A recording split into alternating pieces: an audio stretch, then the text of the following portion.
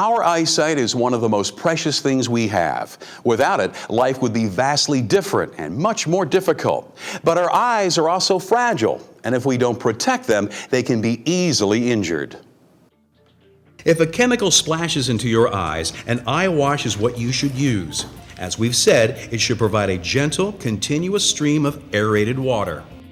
You must get to the eye wash as quickly as possible. Again, time is of the essence. Hold the affected eye open with your fingers to get a complete rinse, both under and behind the eyelid. If only one eye was splashed, do not allow the water to transfer the contamination to the other eye. Once again, wash the area for at least 15 minutes. The eye may feel better before then, but the damaging effects of many chemicals are sometimes slow-acting.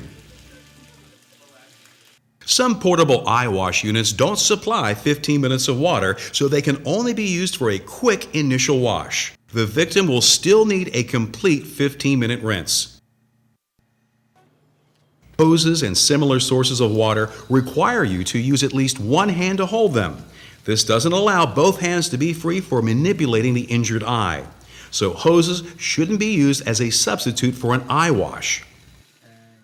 Small eye wash bottles should only be used where there is absolutely nothing else.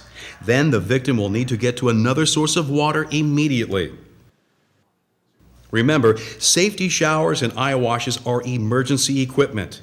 After they're used, the victim should get immediate medical attention. And all uses of showers and eye washes must be reported to your supervisor.